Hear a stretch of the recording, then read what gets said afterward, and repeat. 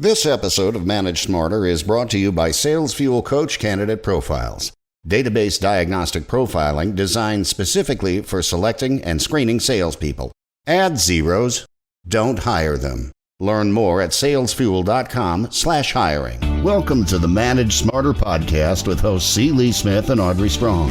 We're glad you're here for discussions on new ways to manage smarter, hire, develop and retain talent, improve results, and propel team performance to new heights. This is the Manage Smarter podcast. It's the Manage Smarter podcast, everyone. Thanks for tuning in. I'm Audrey Strong. I'm the Vice President of Communications here at Sales Fuel. And I'm C. Lee Smith, the President and CEO of Sales Fuel. So our guest today says that most people connect for a need and only for now. Those two motivators are wrong. She's a super connector and she knows all about connecting. It's Tillis Lederman. Hi, Michelle. Hi, Audrey. Michelle is an accomplished speaker, trainer, coach, and author, including the internationally recognized The 11 Laws of Likability, and just out this year, The Connector's Advantage, 7 mindsets, you're going to learn what they are, to grow your influence and impact. Named by Forbes as one of the 25 professional networking experts to watch, former NYU professor, financial executive, you say you're a recovering CPA. I laughed out loud when I read that earlier. And you now work with organizations and individuals to help them build real relationships for greater results through your company, Executive Essentials. It's an honor to have you, Michelle. Thanks for coming to the show. Thanks for inviting me. All right, so let's talk about the wrong reasons to connect and what makes a good connector. So those are two totally different questions. One at a time. I think you nailed it in the introduction, is saying that people tend to go out there and when they need something, when they're in the job search, when they're trying to figure something out, and it's like, I need a client, I needed this, I needed that, now I will go out. Why? What makes a good connector is somebody who isn't thinking about doing it for a purpose. I always say the difference between networking and connecting is that networking is something you do, but a connector is someone that you are. I like that. Yeah, what I like about that is that, instead of it being self-directed, where it's all about me, it's sort of like, okay, what can I do for this person? I can connect these two people, or I can connect with this person because I can help them. And it sounds like it's more mutual rather than selfish.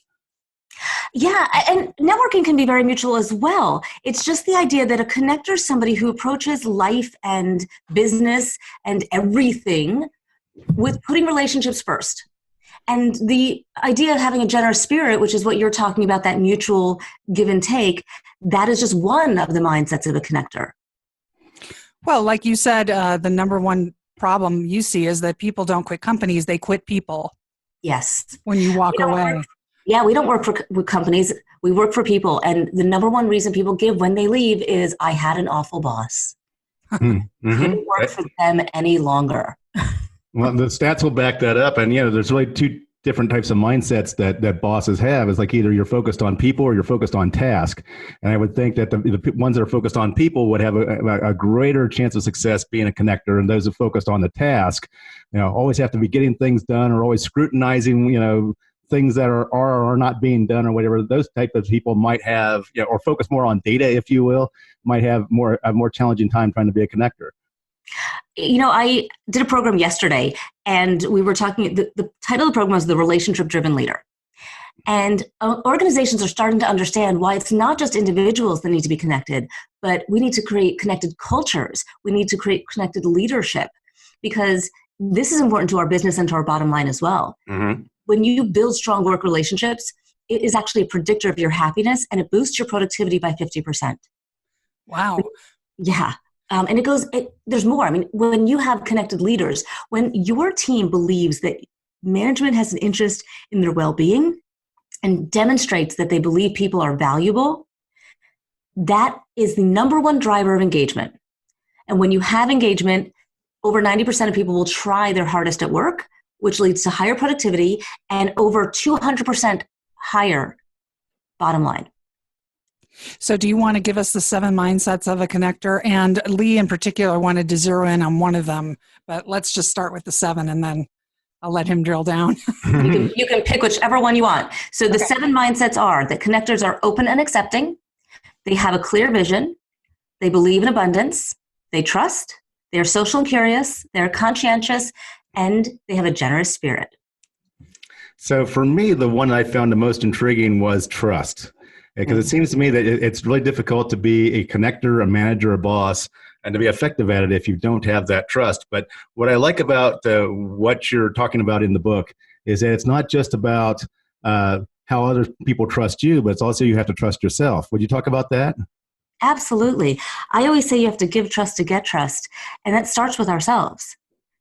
We need to trust our judgment. We need to trust our gut. We need to feel that we are in control. And so there is this idea, when we talk about this concept of accountability and conscientiousness, there's a difference between learned helplessness and learned control. Mm-hmm.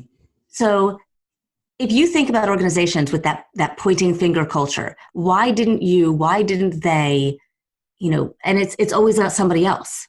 Mm-hmm. That's learned helplessness. A connector that is trusting and trusted understands that they own the results of their actions, both good and bad.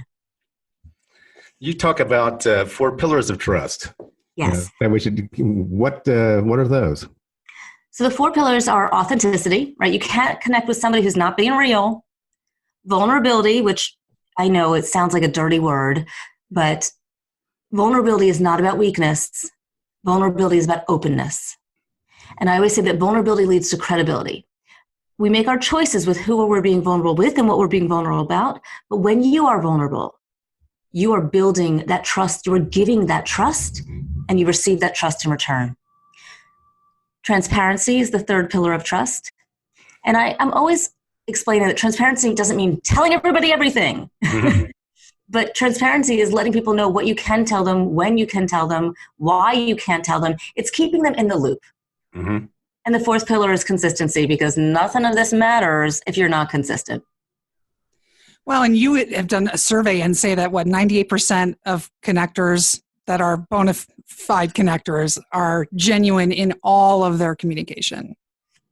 And that's what creates trust, I would think. Yes. It is that consistency. It is that I know what to expect. I do an exercise where I ask people to define the word trust. I mean, think about it for a second. How would you in your head define this word? And I know we want to go up to dictionary.com and Google it. And I've never gotten the same definition twice, but there is a definition that I thought was really simple that was given to me in a class once. And they said, trust is the expectation of predictability. Oh, that's fascinating. Right. So what are some of the ways in which managers or bosses breach trust? And then once they do, 2-part question, once they do that, how do they get it back? That's the harder question, right? Yeah. When we think about how trust is broken, sometimes it's broken in ways that we don't even realize. We break confidences. Maybe we didn't realize they were supposed to be confidences. Maybe we did. We gossip. We say one thing and do another. We don't do what we say we're going to do when we say we're going to do it. And I actually had somebody once say, we break trust by spying. And I thought, well, really? You're spying in an organization? What are you talking about? And she said, be my eyes and ears. And I thought, well, that is a very common phrase in organizations. And that can be interpreted a lot of ways. Well, especially if it gets utilized and then the person finds out. Or it's the intent behind that too. Right. The manager's thinking, hey, I can't be there. I trust you. You're my right arm. Be there for me. Right. And that person might interpret it as, you want me to tattletale on everybody else. Yeah. And so or I want you to represent me at this meeting. And I trust your capability in being able to do that. And, we hope that's what they think. You hope, yeah. But sometimes we break trust. Okay, so it happens, intentional, unintentional, we've broken trust. When we think about restoring trust, we have to think about first understanding what it was that we did. First and foremost, we need to accept responsibility and accountability for the actions and be specific in what it was. Because if somebody, comes to you and you're like, I'm so sorry, and they say, for what? When they say for what, that you didn't actually present the information of what of your understanding of the impact of your actions. So somebody needs to hear that you get it. And then they need to hear what you're going to do about it. It sounds like a conversation with my wife, actually. You know what? It's everywhere. But here's the thing, and this might also make it sound like you and your wife. Here's what you don't want to say. Don't say, what can I do to make it better? Mm-hmm. Because that's putting the responsibility on them to tell you how to fix it. Mm-hmm. Once you've said, here's what I'm going to do, and here's how I'm going to adjust, and here's what I've learned, then you can say, is there anything else that I can do? But don't start with, what can I do to make it better? That puts it all on them. You remember back in the 80s, Audrey, people used to say, what can I do to make this go away? But that lines up with your lens through all of this view of connectors and being a good one, in that it's a very giving position as opposed to what can I get out of it and what can I take. And so that approach lines up with that. And, when I think about the title of the book, The Connector's Advantage, people are always saying, why is this important? And we talked a little bit about why it might be important for the organization. It's also important for the individual. Whatever it is they're working on, whether it's a promotion or a raise or getting that client or building a business or even happiness or health, whatever it is they're working on, they're going to get that result faster, easier, better. That's the tagline: faster, easier, better, whatever it is. And the higher up the connector spectrum you grow, the faster, the easier, and the better the result will be. Yeah, what are some of the ways that you see the ROI when you change your orientation toward the way that you're connecting? What are some of the measurable ways that you've seen with your clients, beyond, you were saying productivity shoots up within companies? The speed at which things happen. So, for example, I was working with somebody at Johnson & Johnson, and he basically had a reputation of being slow, yet he was brilliant. It wasn't being communicated out. He wasn't connecting with the people that were around him, so they didn't get him. And we started working on it and helping him build relationships within different areas and different divisions of the organization. Within 6 months of us working together, he got a promotion. Within a year and a half of that, he was on a global team that was highly visible, that wasn't even in his radar that he was going for. That's an anecdotal story, but if you have a mentor, you are 70% more likely to get a promotion with an active mentor relationship. When you are seen as likable, when you have those relationships, the ideas that you put forth are listened to, you are more influential, you are viewed as more trustworthy and credible, and they take the ideas you have and they morph them and improve upon them. And so your contribution has impact. And don't even get me started on health. The stats there are kind of scary. Mm-hmm. There's some research out of Brigham Young University. I don't know if you've seen this, but I was floored when I read that social isolation has more impact on mortality than obesity. And we've seen headlines recently about loneliness, and with all the social media that we have and everything like that people today are more lonely than ever. Yeah, and loneliness is a greater cause of mortality. It is equivalent to smoking, I think it's 15 cigarettes a day for 10 years. Wow. It's crazy. It's weird because our technology has us more connected than ever. The fact that we're in 3 different cities talking to each other like this is amazing, but yet we're lonelier than ever. What does that say? We're more connected than ever, but we're actually less connected than ever. It's a different form of connection. Yeah. And I think what people are missing is the face-to-face, the voice-to-voice. And I think that we have less and less of that because there's more and more of this digital format for communication. I've spent my entire teenage years on the telephone, and our kids are spending their entire teenage years texting. It feels very different. It's like we have all the lyrics to the songs when we have no music. Yeah, I like the way that is. Yeah, It's we don't have the nuance of the communication. I'd love to hear a little bit more about that survey and some of the research that you've done and some of the other characteristics or statistics that you had that came out of that can be helpful in us learning about what makes a good connector. So I had some theories going into doing this survey, and what fascinated me is that there wasn't a huge amount of differentiation on many of the characteristics between connectors and non-connectors. However, there was a couple of highlights, but what it really made me realize, and that's kind of why I switched the book, because the book was originally called The Connectors Club. And what I realized was, you don't have to be in the club. You need to access the advantage, and anybody can do it, because there is not a certain way that you have to be wired to be a connector, to infuse these mindsets, that anybody can access them. And that was really exciting for me. The one thing that I saw that really jumped out at me was that connectors feel a sense of personal satisfaction from connecting other people. Mm-hmm. And that was one of the biggest differentiators, was that they felt that in itself was gratifying. Yeah, when I've been in the presence of a super connector, as I call it, I can tell the difference immediately in the way that person engages with me, and they reach out to me more frequently. They're always trying to introduce me to other people in their circle. They're much more active.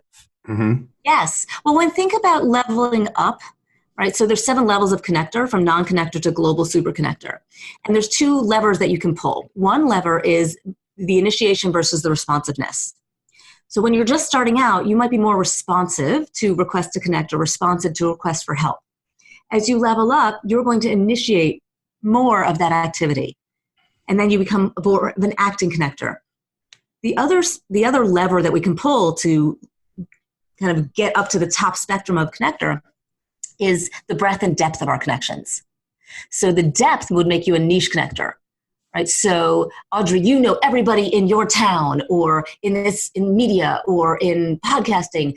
That's a niche. When you have breadth, when you are now outside of your industry, outside of your hierarchy, outside of your demographics and geographics and all of those things that kind of silo us, then you become a super connector. And when you cross your country's borders, you're a global super connector. That means getting outside your comfort zone. Yep. One of the things that I'm going to take page 102, I'm going to cut out the top part of page 102 and probably tape it onto my monitor for me to look at the end of every day. I love this.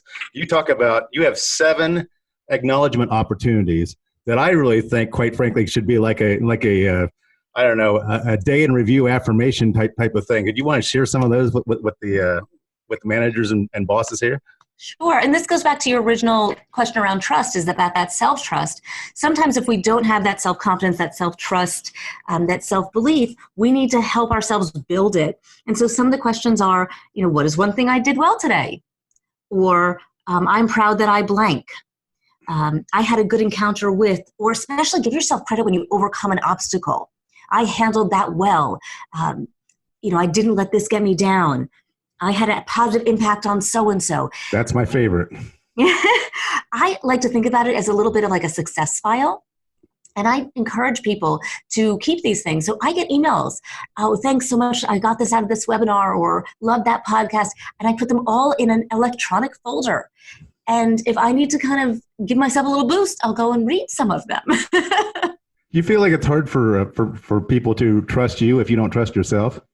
Yes, I do. I think that's a great question. And I always say, you have to like yourself first. You have to trust yourself first. Because if you don't like you, why should somebody else? If you don't believe you, why should somebody else? Yeah, we're our own worst critics. That's the problem, is getting around that. It kind of gets you to a certain point. What got you here won't necessarily get you there. But it's like, all the hard work and the refinement that you have achieved by beating yourself up over time or whatever, it gets you to a certain point, but then it starts to limit you and actually become more destructive than helpful.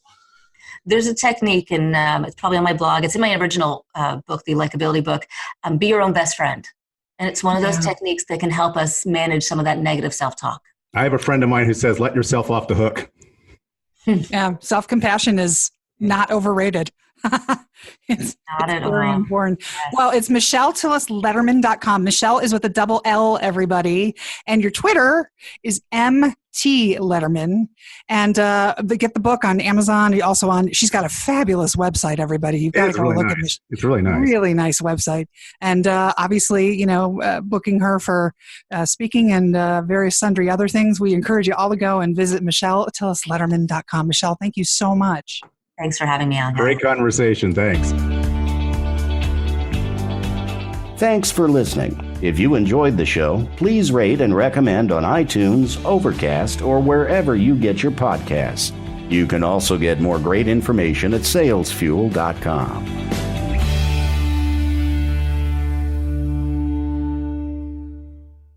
This podcast is a part of the C-Suite Radio Network. For more top business podcasts, visit c-suiteradio.com.